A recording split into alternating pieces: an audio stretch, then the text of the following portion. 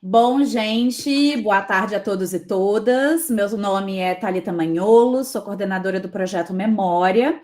E hoje estamos aqui numa reunião bem especial, onde a gente vai começar a discutir esse livro do filósofo chinês Yuki Hui, chamado Tecnodiversidade. O nosso grupo ele já se reúne há algum tempo e dessa vez nós escolhemos gravar as nossas reuniões a partir daqui, justamente para ajudar, né, quem se interessa nesse tema, contribuir para essas discussões que são extremamente atuais, contemporâneas e urgentes dentro desse nosso cenário. Então, a proposta do nosso grupo sempre foi que cada semana um membro nosso aqui, né? Nós temos diversos membros de diversas localidades aqui do Brasil, e a partir, né, das gravações vocês vão poder conhecer um pouquinho, né, dos nossos colegas.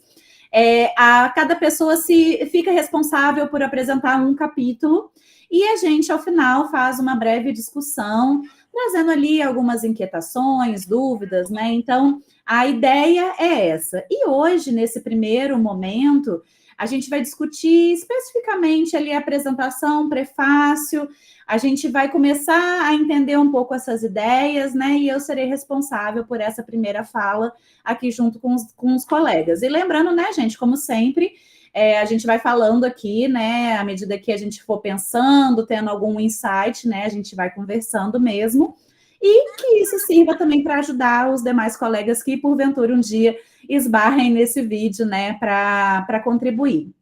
Bom, esse livro, então, que eu mostrei aqui para vocês, a capinha dele, ele foi escrito pelo filósofo chinês Yuki Hui. Ele também é formado em engenharia de computação, ele é especializado em filosofia e tecnologia, e hoje é considerado um dos mais importantes filósofos contemporâneos da tecnologia. Então, o Yuki Hui ele vai trazer para a gente uma discussão muito atual, e eu achei interessante a gente ler esse autor que vem da China, porque, como sabemos, né, ainda a academia se prende muito, né, nos autores europeus, norte-americanos. Então, eu acho que vai ser muito produtivo para a gente, né, conhecer uma outra literatura que vai nos trazer aí, quem sabe, um novo ponto de vista. Bom, eu fiz algumas anotações aqui, aí eu vou passando e aí a gente vai conversando. Basicamente, antes do prefácio, ou melhor, antes do prefácio, existe um outro texto, que é um texto de apresentação, que foi escrito pelo Ronaldo Lemos. O Ronaldo Lemos, tem até aqui no livro, ele é professor da Universidade da Colômbia, em Nova York. E ele escreve muito, assim, brevemente, sobre algumas primeiras filosofias, né, que o livro vai tratar. E eu tomo liberdade aqui de ler apenas o poema que ele coloca na apresentação, que, traduzido para o português, é intitulado Tudo Observado por Máquinas, de Adorável Graça. E esse poema foi escrito no ano de 67 pelo Richard Bruggeton. Eu acho que é assim que pronuncia. Bom, e o poema vai dizer: gosto de pensar, e quanto antes melhor. Em um prado cibernético, onde mamíferos e computadores vivem juntos em harmonia, mutuamente programável, como água pura que toca o céu claro. Gosto de pensar, desde logo, por favor, em uma floresta cibernética repleta de pinheiros e eletrônicos, onde cervos passam em paz pelos computadores como se fossem flores de desabrochar torcido. Gosto de pensar, assim há de ser, em uma ecologia cibernética em que estaremos livres do trabalho e unidos de novo à natureza. De volta aos mamíferos, nossos irmãos e irmãs, tudo observado por máquinas de adorável graça. Bom, esse poema foi escrito nos anos 60, mas ele parece ser tão atual, né? Ele dialoga tanto com o que a gente está vivendo hoje, de certa forma, então achei legal trazer esse poema e dizer para vocês que esse livro do Yuki Hui, ele vai trazer uma questão central, né, que o autor vai pensar e discutir, que é pensar o seguinte: e se ao invés de termos uma única tecnologia, uma única maneira de produzir tecnologia, tivéssemos uma pluralidade de formas de conceber a tecnologia. Então, isso é a primeira questão da qual ele vai partir para pensar o livro e pensar todas as questões que ele vai nos apresentar. E aí ele vai dizer que hoje temos como hábito buscar soluções nos mesmos lugares em que os problemas tecnológicos surgem. Então, ele vai fazer uma crítica, né, sobre como o nosso olhar ainda é limitado e, por vezes, buscamos as soluções aonde estão os problemas.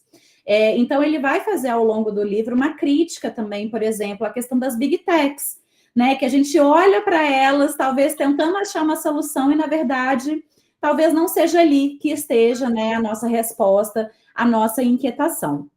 E aí ele vai dizer que é preciso olhar para outros eixos, outros atores e até mesmo outros continentes, né? Então ele vai dizer que é importante a gente olhar para diferentes formas, maneiras de pensar.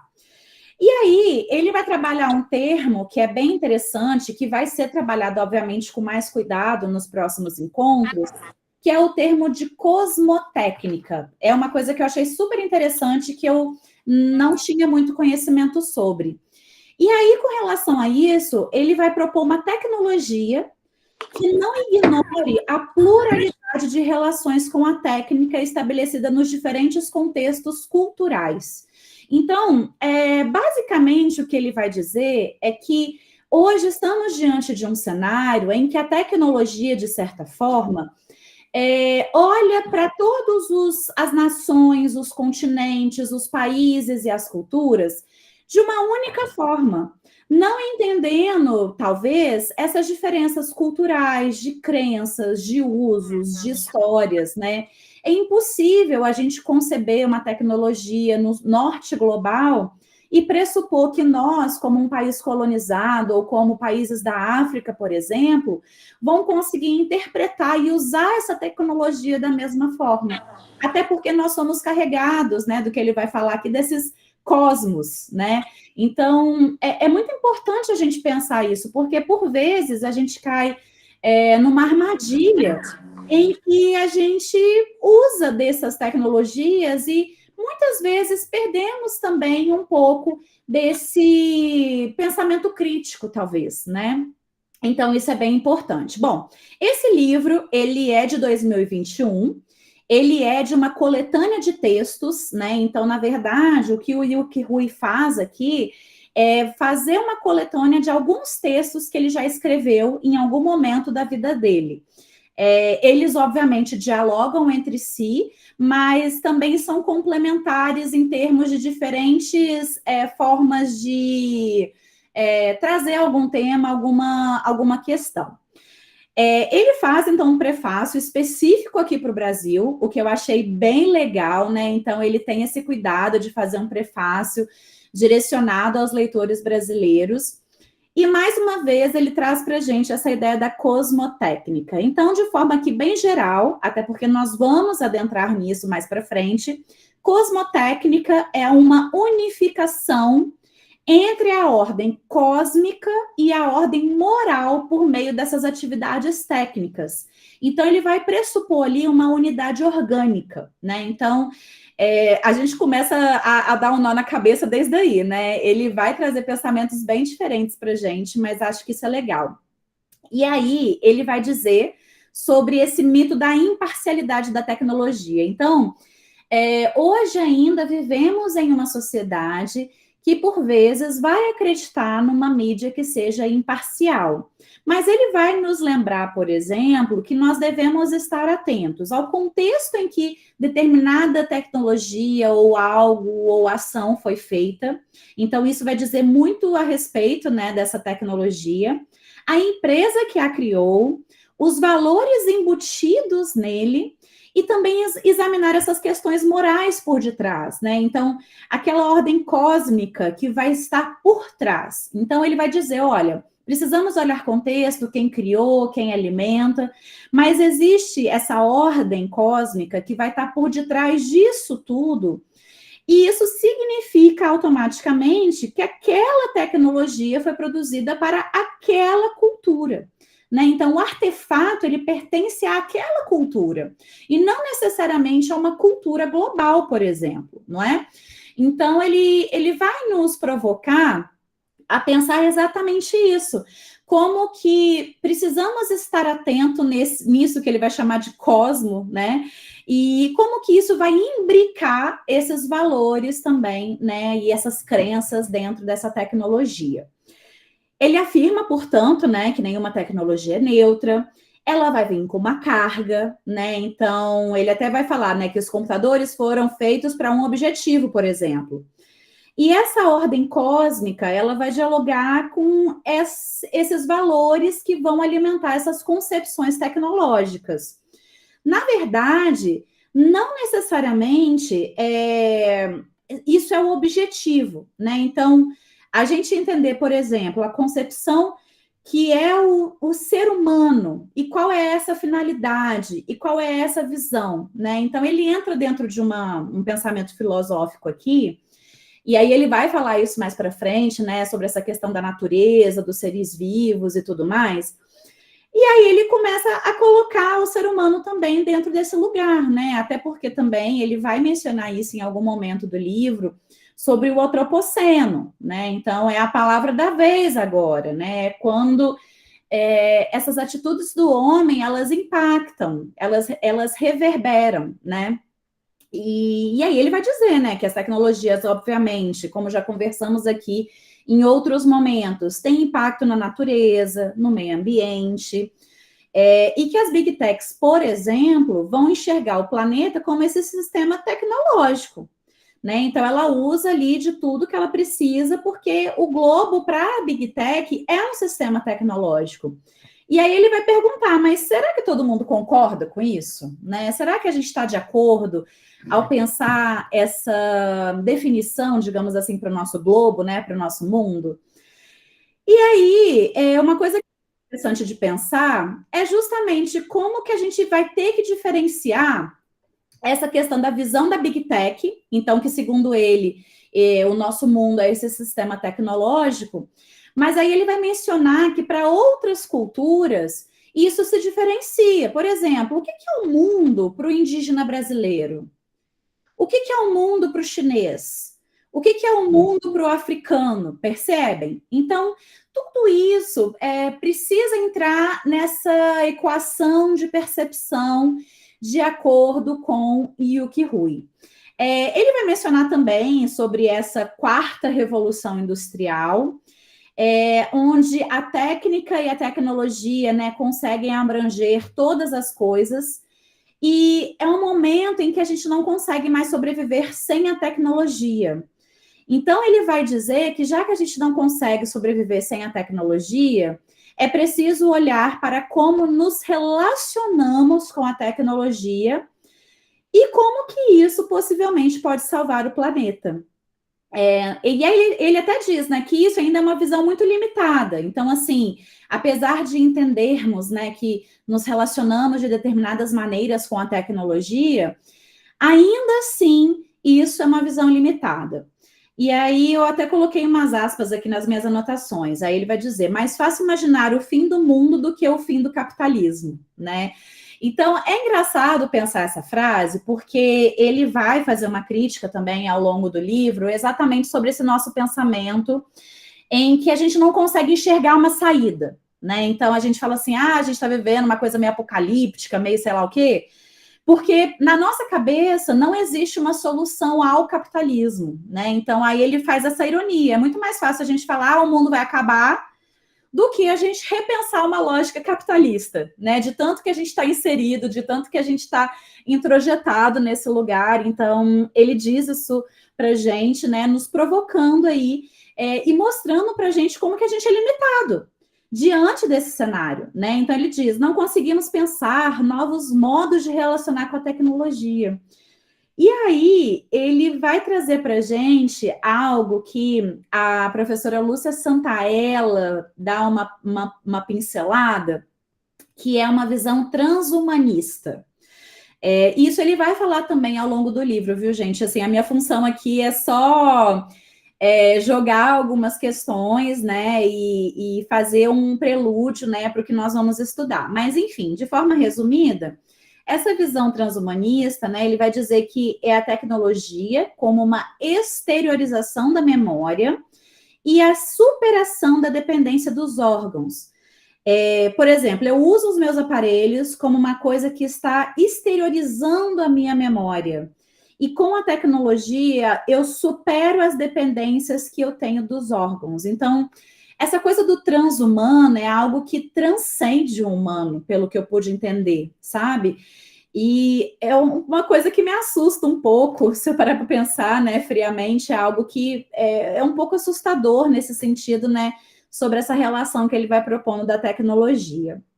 Ele vai dizer, né, que o funcionamento da tecnologia ele é segurado e limitado por essas cosmologias particulares que vão além de uma mera funcionalidade e utilidade. Então, é essa função, é esse exercício da gente olhar para a tecnologia com essa bagagem cósmica que ele vai dizer, né? Então, para além dessa tecnologia, como que o parafuso encaixa no outro parafuso e os fios se conectam? Existe uma cosmologia por detrás disso, que vai determinar muito essas crenças, essa interpretação de mundo, os enviesamentos, né? Essas visões que a gente provoca e possui também através da tecnologia. Aí ele vai dizer também, né, que há uma multiplicidade, de cosmotécnicas, de visões tecnológicas que precisam ser consideradas. Então, ele defende a todo momento, né, que precisamos olhar para diferentes visões, diferentes culturas. E aí, para dar uma enriquecida nessa apresentação, eu pensei em trazer alguns exemplos aqui para a gente pensar juntos, né? Então, quando ele diz essa coisa da cosmotécnica, aí eu pensei, por exemplo, na nossa cultura ocidental, né? Então, seria uma técnica como instrumento de controle, exploração da natureza, foco na eficiência, no progresso, na industrialização. E aí, um exemplo histórico que me veio à mente foi justamente a Revolução Industrial, né? Então, onde a gente teve essa mecanização agrícola, telegrafia, né, e tudo mais. E um exemplo contemporâneo que eu penso é justamente a inteligência artificial para maximizar esses lucros, né? Então, a Big Data, o colonialismo de dados, que a gente já conversou aqui. Mas pensando outras culturas, por exemplo, a cultura chinesa, né, que é de onde fala o nosso autor, já é uma cultura que vai pensar nessa harmonia entre céu, terra e homem, a tecnologia como meio de equilíbrio social, integração com princípios filosóficos. Percebem como que já é uma visão completamente diferente? E é isso que eu acho que ele fala para a gente, né? Como que a gente precisa ver esses outros lugares. Aí um exemplo as técnicas agrícolas, hidráulicas, astronomia, né? E hoje eu penso nas cidades inteligentes, né? Quando a gente pensa em China, Japão, nós pensamos em cidades altamente tecnológicas, né? Com esses princípios de urbanização, de limpeza, de organização, não é? E que vão dialogar com esse cosmos, né, desse equilíbrio. E pensando na questão da cosmotécnica africana afrodiaspórica, né, então, essa técnica como prática comunitária, ancestral, essa oralidade, a questão do corpo, dos saberes, e o uso da tecnologia também como resistência cultural, por exemplo. Então, fico pensando muito nessas plataformas digitais que vão preservar a cultura, os rituais, as religiões, né? Eu mesma, nesse evento que eu fui no Rio, que foi um evento incrível, Dani estava lá e ela pode dizer também depois, eu apresentei um trabalho sobre um Instagram que se chama Orixás da IA, que o criador desse Instagram, ele usa da inteligência artificial para comunicar sobre os orixás. Então, ele cria imagens, né, através da IA generativa, mas com o intuito de comunicar ancestralidade, rituais, cultura, história, né?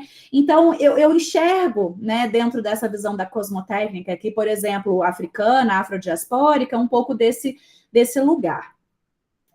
Bom, e aí, então, ele defende, né, essa multiplicidade de visões tecnológicas, e vai dizer que muitas vezes são impostos a nós jeitos, formas que são considerados melhores, mas que, segundo ele, não são.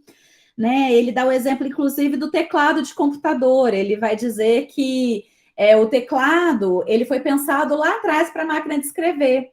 E ele foi trazido para o teclado de computador da mesma forma, sendo que, segundo ele, e aí ele vai citar até um estudo lá, né?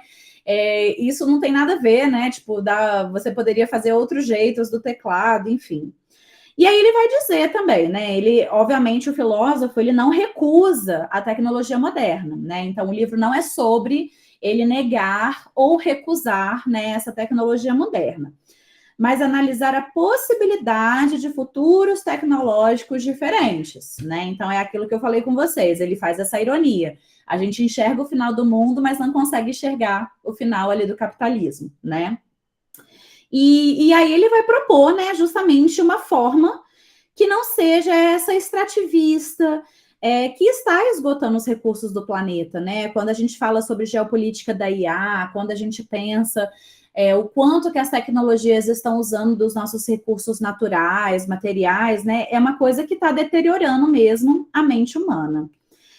E aí ele vai dizer também que redescobrir essas múltiplas cosmotécnicas não implica em recusar, né? Então, tanto a inteligência artificial, como aprendizado de máquina, como qualquer outra coisa, mas reapropriar a tecnologia moderna. Então, atribuir outras posições que estão no cerne dessa tecnologia. Então, se a gente quer ultrapassar essa modernidade, não há uma forma de simplesmente reiniciá-la, né? Então a gente não consegue apagar tudo que aconteceu até agora e começar do zero. Mas a gente consegue repensar, né? A gente consegue escapar desse eixo do tempo global, né? E tudo mais. Que aí ele vai falar desse transhumanismo, né? Que submete outros seres aos termos do nosso destino, propondo uma nova agenda, né? Então, o transhumano também, ele pensa muito essa coisa do meio ambiente, a natureza, os recursos, né? Ele vai para além, né, do transhumano. E quando a gente olha para esses diferentes lugares, essas diferentes cosmotécnicas, estamos pensando na tecnodiversidade, que é o título do livro, né, desse autor. E aqui ele vai fazer justamente essa comparação com a palavra biodiversidade. Se a gente não faz essa comparação, se a gente não faz essa leitura, a gente talvez estará encarando a extinção. E aí ele defende, né, que precisamos de fato pensar globalmente, né? Então, essa proposta de olhar para todos os lugares do globo e não só o norte global e tudo mais, mas agir localmente, né? Então, assim, isso é importante porque são essas mudanças que vão nos ajudar, né? Então, me veio à cabeça um filme que tem em algum streaming, que eu não vou me lembrar agora, mas do Menino que Descobriu o Vento. Esse filme é belíssimo e ele vai trazer justamente essa percepção aqui do Yuki Rui, né? Do pensar globalmente, mas agir localmente. Deixa eu ver mais o que eu anotei aqui para compartilhar com vocês.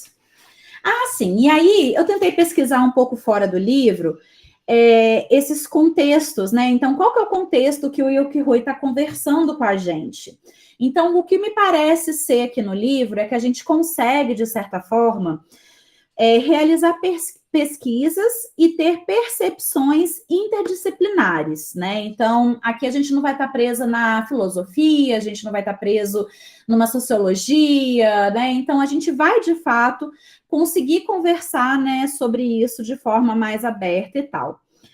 E aí, eu procurei saber um pouquinho de quais fontes, né, o Yuki Rui bebeu já, né? Então, assim, para entender um pouco do lugar de fala dele, eu fui atrás um pouco dessas fontes que ele já bebeu, que ele já conheceu.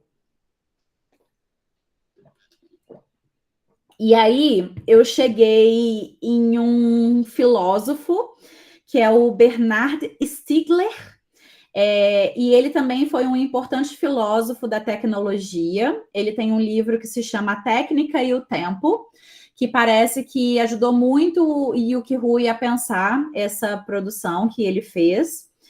E o que mais me interessou nessa percepção aqui do Stigler, né, especificamente, foi uma coisa que ele chama de retenção terciária. Eu não conhecia, não é um autor que eu sou muito familiarizada, mas aí ele vai dizer que essa retenção terciária é a forma como existem aspectos da mente e da memória que são externalizados nos objetos técnicos, que é justamente o que o Yuki Rui vai propor para a gente, né? Que cada nação, cada crença, cada lugar vai inserir naquela tecnologia um aspecto, uma memória, uma vivência, né? Então, acho que é por isso que ele bebeu, né, dessa fonte. E aí eu li, né, que o Yuki Rui é considerado um dos discípulos do Stigler, e que o Stigler ele faz parte dessa filosofia europeia continental, né? Eu cheguei num outro nome que é o Mo Zongsan, que é um filósofo chinês também, e ele vai estudar filosofia oriental e ocidental. E nesse caso, esse filósofo ele recoloca algumas questões ocidentais através dos elementos de diferentes tradições e pensamentos chinês. Então, ele olha para as tradições chinesas e tenta fazer essa aproximação com essa filosofia ocidental também. É porque uma coisa que precisa ficar claro, se é que eu interpretei, né, corretamente, é que o Yuki Rui ele não vai também querer desprender, né, essa filosofia oriental da ocidental. Ele, na verdade, vai ser sempre a favor de colocar essas filosofias, essas cosmotécnicas para dialogar. Bom, e aí, dentro ainda dessa percepção desse filósofo que eu comentei com vocês, ele vai reunir elementos neoconfucionistas e taoísmo e budismo, perdão, tá, gente? Eu não sou muito familiarizada com esses termos. E me parece que tem um capítulo aqui que vai nos ajudar a pensar isso também, né? Ou seja, ele olha para os problemas ocidentais e tenta trazer soluções orientais. Então, é aquilo que o Yuki Rui falou lá atrás, que a gente sempre tem essa mania de olhar para o lugar do problema procurando a resposta. E, na verdade, às vezes essa resposta vai estar em outro lugar, né? Então, para fechar aqui um pouco dessa leitura inicial, né, que eu coloquei, e aí eu acho que, né, nós temos aí um tempinho para conversarmos, né, trazermos essas primeiras impressões, talvez, né, é pensar que esse contexto de pensamento do Yuki Rui está na filosofia da técnica. Ele vai trazer para a gente, então, esse pensamento pautado na cultura chinesa. Ele vai trabalhar dentro dos seus textos essa virada ontológica e cosmopolítica. Ele traz também essa questão do aceleracionismo e transhumanismo, e, por fim, essa questão da cibernética, né? Então, eu penso que ao longo dos próximos capítulos aí, a gente vai se deparar, talvez, um pouco com esses contextos, com esse pensamento.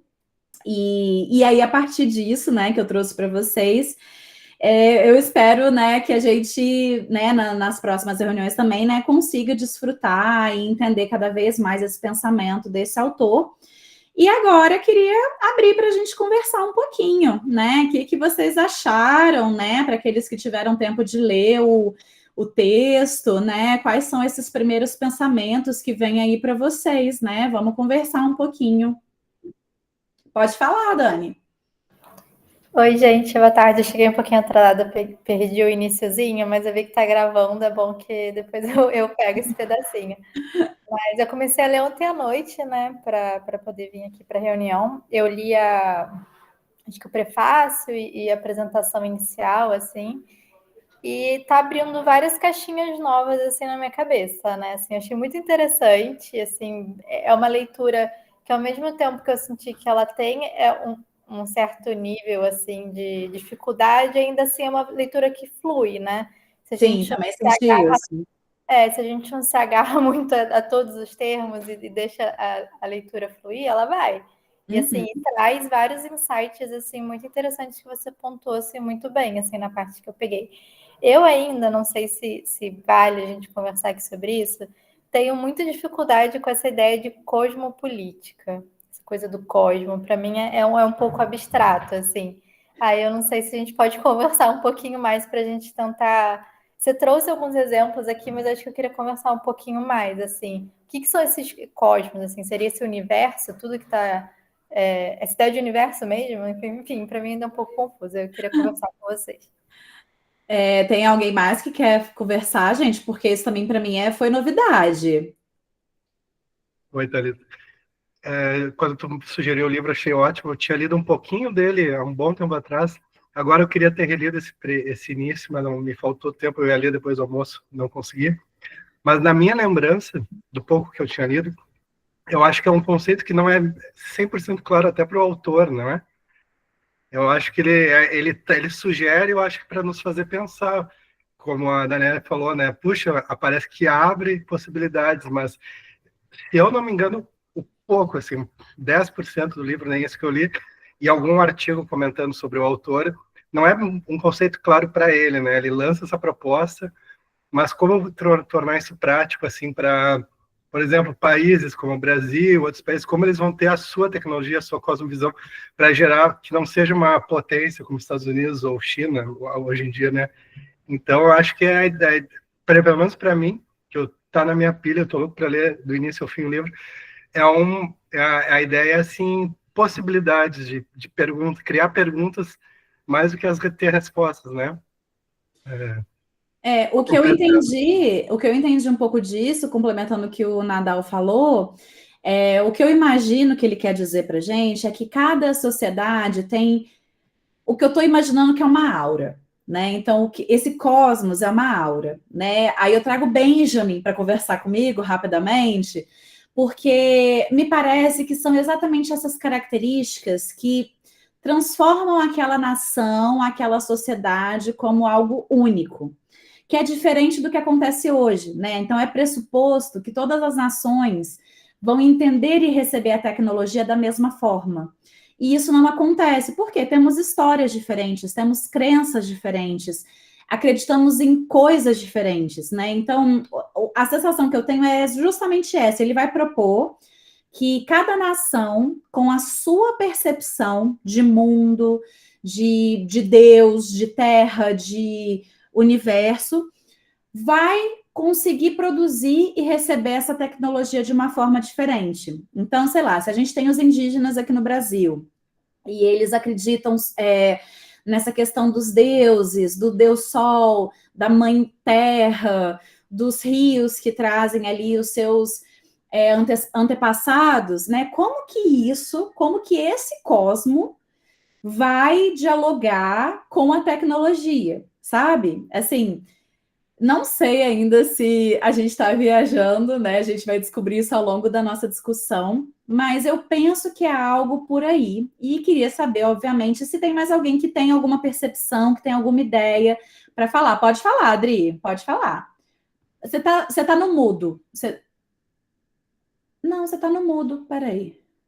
Tá. Deu? Agora sim. Ah, tá. Então, eu fiquei muito feliz quando eu li, eu vejo essa discussão, porque ele trouxe para a roda o Henrique Dussel, né? E o Henrique Dussel, ele fala exatamente isso, da decolonização, da filosofia dos saberes. Então, aquele início que ele diz, né? A China não permitiu o eurocentrismo num determinado momento, mas ele permitiu no outro momento, porque eu acho que vai muito nisso que você falou, Thalita. Os saberes, os outros saberes, a decolonização, os saberes do Sul, Dussel e Escobar falam muito disso do bem viver, né?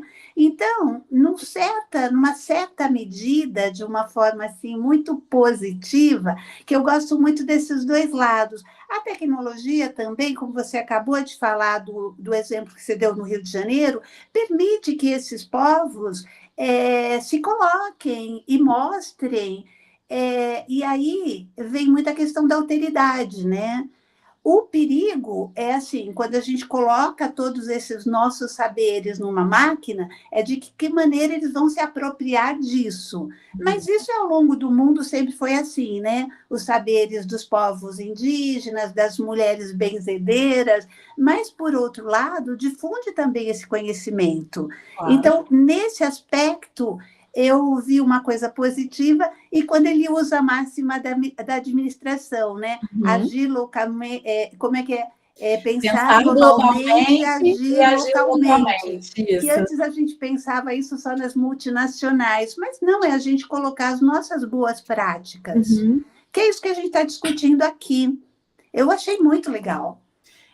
Então, assim, não sei, Dani, se a gente te ajudou, se a gente prejudicou mais o seu entendimento, mas eu acho que é isso, né? Inclusive, se a minha memória não me falha, o primeiro capítulo é sobre isso, cosmotécnica como cosmopolítica.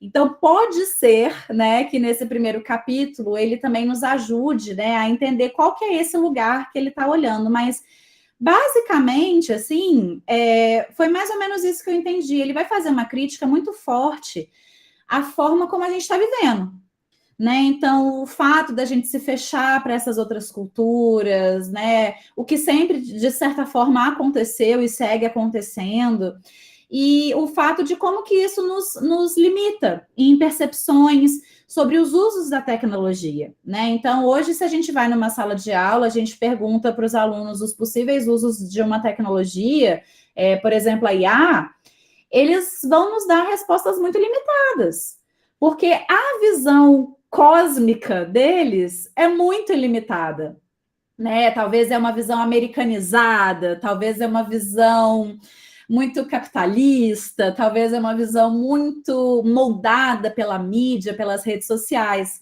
Então, o cosmo deles é pequeno, é restrito, é muito... eu não sei se a palavra seria falho, né? Eu acho que aqui não tem certo ou errado, mas é uma visão que vai limitar a percepção, né? Então, acho que, basicamente, né, eu acho que o que ele vai propor para a gente é um pouco isso, a gente olhar para esses outros cosmos, né, esses outros lugares, né, de certa forma. Alguém mais quer fazer um comentário, quer falar, despertou alguma curiosidade, despertou alguma inquietação? O que nós esperamos para os próximos, assim, podem ficar à vontade, ainda temos um tempinho. Eu sei que é muita loucura, né? Conversar sobre isso, mas fiquem à vontade se quiserem fazer mais alguma colocação, alguma coisa. Se ninguém vai falar, eu vou falar. Ontem eu estou fazendo uma disciplina na UERJ, né, sobre IA. Não, pode falar, Dani, depois a Janice fala. Tá. Pode falar, fica à vontade, por favor.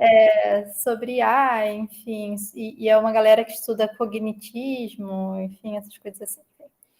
E aí a gente fez ontem, quem deu parte da aula foi a Raquel Lobão, junto com a Fátima Regis e a Raquel Tamboni, se não me engano o sobrenome. E aí a gente tentou reproduzir um experimento feito pelo MIT, onde eles... Enfim, o estudo é super catastrófico, fala que, né, a gente está perdendo a cognição, porque está usando o ChatGPT, quem usa Google também não é muito bom, e o ideal é que as pessoas usem só o cérebro delas. Esse é meio que o resultado, assim, bem resumido do estudo. E aí elas tentaram reproduzir, né, colocava assim, cada grupo numa sala, um com ChatGPT, um com só o Google e o outro com só a cabeça mesmo em papel. E aí foi interessante que, assim, esse experimento que elas fizeram com a gente foi dentro da pós-graduação, com estudantes de pós-graduação. Todo mundo só pensou em responder as perguntas de uma forma bem acadêmica, assim, bem... Ninguém pensou em desenho, ninguém pensou em poema. E aí, quando você falou dessa questão das cosmovisões e como a gente acaba direcionando o nosso olhar, né, para as coisas de uma forma assim... Enfim, foi só esse pensamento aqui. Interessante, bacana, Dani. Pode falar, Janice. Oi, vocês me ouvem?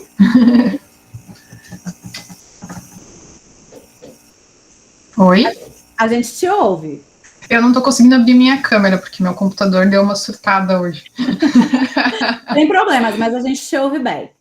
Eu quase não consegui entrar na reunião também. Ele tá, tipo, acho que tá pedindo aquela parte do junta tudo e coloca fora, sabe? Tá com problema de junta. Então, eu lembrei muito do Byung-Chul Han a partir da tua apresentação ali, sabe? Me lembrei muito dele, dessa questão toda que ele fala, porque ele traz esse ponto no livro da Sociedade do Cansaço, ele traz muito essa conexão com essa ideia de cosmovisão também, sabe? Então eu achei assim, me lembrou muito todo o tempo que tu trouxe ali os dados e as partes do texto, eu ficava fazendo conexões com o Byung-Chul Han, sabe? Toda essa preocupação dele também com a questão do ser humano inserido nesse contexto, né? Como que fica. E dentro dessa ideia de cosmovisão, sabe? Eu confesso que eu não li ainda o livro, mas eu já tinha separado aqui, porque tem uma colega minha do mestrado que ela trabalhou com essa ideia da cosmovisão, ela fez um estudo do autor dentro de uma ideia, ela é da área do cinema, né? Dentro de uma ideia, de uma análise de uma música e de um clipe musical de uma artista. É bem interessante. Eu até vou procurar o artista que ela está fazendo a pesquisa e tal, e daí compartilho com vocês também. Aí que eu tive o primeiro contato com esse autor, porque ela trabalhou essa ideia de cosmovisão, porque ela foi fazer a dissertação dela sobre esse trabalho da artista, e a artista trouxe na produção dos clipes essa ideia de cosmovisão do autor. Então é bem interessante. Que bacana, gente. Então a gente já entendeu que a gente consegue aplicar também isso que ele está propondo para a gente em outros objetos, né? Para além de objetos tecnológicos, assim, bacana. Pode falar, Patrícia, depois Diogo. Você tá no mudo também, Paty. Agora sim. Confirmando o que eu te falei no começo da conversa, né? A minha dificuldade aqui. Eu queria falar duas coisinhas, né? Na verdade, é só um pensamento mesmo. Eu li hoje de manhã bem rapidinho também, até falei com a Adri cedo, né? Eu falei assim, ainda não li, a gente vai ter que correr com isso, né? E eu também, eu não conhecia nem o autor, nem o livro, confesso a minha ignorância nesse sentido. E achei, para o início, já bem complexo, né? Pelo menos porque eu fiz a primeira leitura e tal. Mas aí, ouvindo vocês, foi muito bom esse começo.